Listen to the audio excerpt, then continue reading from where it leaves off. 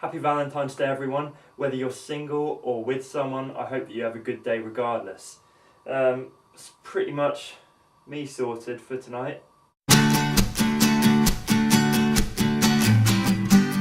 Hey guys, and welcome to Ask Tom, episode 4. Today we've got a great question from Zaza, who asks, how often should you write articles and how do you determine the length of an article? We're going to look at this question in 3 main parts. Firstly, we're going to look at the key to success, which I feel is quality but also the quantity of blog posts. And we're going to look at how I grew PSD.Fan from 0 to 100,000 monthly visitors in just the first few weeks. Secondly, we're going to look at how value has absolutely nothing to do with the length of a blog post. And then finally, we'll look at my recipe for real blog post value, which is the acronym HUDE. Okay, so first of all, it's my opinion that the more articles you write, the more traffic you're going to get, generally speaking. So if there's a blogger who's writing really good articles and writing 2 a week, and there's another really good blogger writing the same quality of articles but publishing every single day, of course the one publishing every day is going to end up getting more traffic, more social media activity and all that kind of stuff.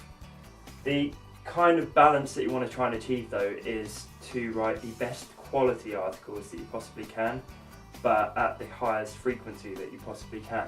So you don't want to write every single day if you can't sustain a good quality of post, because this is pointless. It would be better in that case to publish 1 awesome post a month rather than 1 crappy post every single day. So it really is, it's a bit of a learning curve to try and find that balance. But for example, when I started PSD.Fan, within the first few weeks I managed to grow the site up to around 100,000 unique visitors, which I was really happy about. And the way that I did this was I took a step back and looked at my competition, and I noticed that there were a few Photoshop tutorial websites out at the time, not as many as there are today, but there were quite a few. And I looked at them and saw how about 90% of them were posting pretty bad quality tutorials, and out of the 10% publishing great tutorials, probably only 1% of that was publishing regularly. The others would post maybe once a week at tops. So I saw this real gap in the market to get in there and publish really high quality tutorials on quite a regular basis, which is what I started doing. So originally I published tutorials about once a day or once every couple of days. So within a month I was probably publishing around 15, maybe 20 tutorials in a month, which was way more than 99% of my competition was doing. And because at that time I was still a student, so I think I started it during the summer holidays and just had loads and loads of time to kill. So it wasn't easy. I initially worked probably about 18 hours a day for about 3 or 4 weeks at the very start, but obviously it paid off. But what this really long working hours allowed me to achieve was this really high quality of post, but also really high frequency, which is exactly what you want. So it's going to depend on your personal situation, whether you have a job, your age, your skill level, all these different factors depends how good your posts are going to be and how much time you have to devote to them.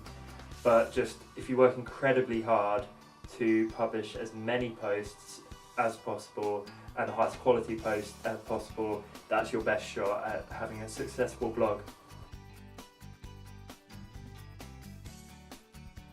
When we're talking about the length of an article, or the ideal length of a good article, this may seem like quite an obvious point, but it's something that a lot of bloggers seem to get confused by.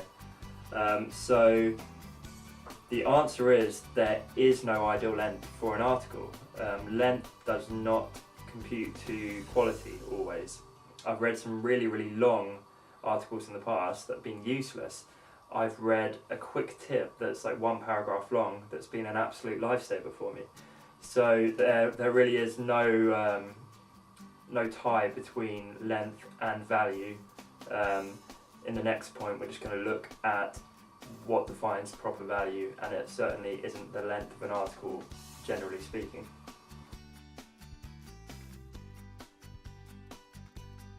Okay, so to try and explain what gives blog posts value, I've come up with possibly the worst acronym of all time, which is HUDE, which is HUDE, which stands for helpful or helpfulness, uniqueness, detail, and entertainment. So looking at each of these points individually quickly, these are really the main things that I think give a blog post real value. So first of all, helpfulness. This is the main thing you should be going for with your blog posts. You're writing them to help people, to teach people, hopefully. You're not writing them for yourself. So if you are providing value by helping others learn a new skill or solve a problem or anything that's going to better their lives and improve their lives, this is the main key to giving your blog post value. And you can understand from that that's got absolutely nothing to do with the length of a blog post or article. Again, you could provide a quick tip that solves a really important problem for people, and this is very short but has a lot more value than some more lengthy posts. So the second point is uniqueness, and a unique blog post doesn't always mean that it has value, but it's generally quite a good way to get your post to stand out and give it more value than maybe some of your competitors. So if you're doing something totally unique, hopefully it is helping people, but if you're spewing out tips that have helped people time and time again, and you're doing nothing different, even if this is helpful, it's going to be helpful to a lot less people because they might have read it already, or no one's really going to care what you're saying because you're just reiterating what other bloggers have done in the past. So always try and be unique, and if you're the first one to give out this piece of information that is totally unique, it's going to get a lot more attention, drive more traffic, and it will be more valuable for your readers. So the third point is detail, and this is the one point out of all of them that kind of does tie into length a little bit, and my point is that often more detailed posts, they will invariably be longer, but they are a great way to give your posts value. So for example, if there's a common problem and a few bloggers have kind of solved this for people, but they've been a little bit vague, and maybe some people are getting confused because they're beginners and they don't quite understand all the steps, you can go in and almost rewrite that original post. Don't rip it off obviously, but just get that general idea and rewrite it and put it in much more detail, explain everything more clearly, in more depth. And this is another great way to add value because people always want stuff to be fully explained to them. They don't want to be guessing or having to read your article and then go Google a few of the points just to clarify it. You want to give everything to them on a plate. And so yeah, often these posts will be longer, but it's not really the length that makes them valuable, it's the level of detail that you go into. And finally, entertainment is my final part of the recipe for blog posts that have value. It's not a must, but I've found personally that if you use a very personal tone or use a medium like this, like video, to communicate with your readers, and just try and make it a bit entertaining, try and make it a bit fun, do something a little bit different. You can use metaphors, are a great tip to use in blog posts. So rather than just give this mundane tip, you can invent characters and storylines, and it helps people imagine how to solve the problem in a much more tangible, entertaining way. So this is definitely something that gives your blog posts value as well. And yeah, I hope that helps.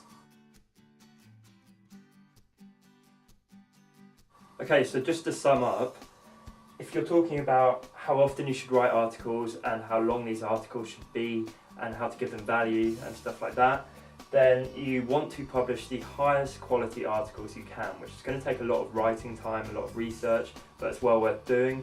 If you possibly can, you want to publish these high quality articles as often as possible. So the magic formula for success really is quantity and quality. If you combine the two and really push a lot of quality content out there, you will be more likely to succeed.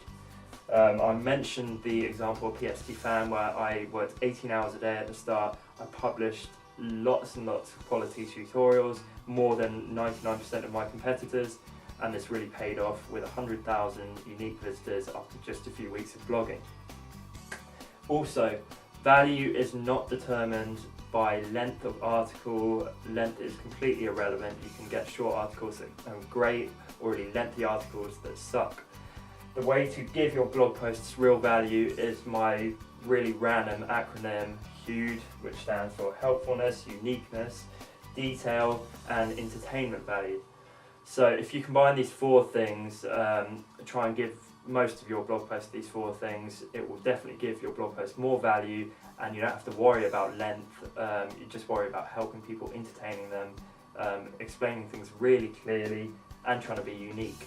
I really hope that helps again, guys. If you want to keep up with our video tips, just subscribe. I'll leave a link below this video, but just subscribe to our YouTube feed. And yeah, I'll see you next week. If you've got any questions that you want me to answer, please leave a comment either to the YouTube video or this blog post, and I'll be happy to answer it next week. Cheers.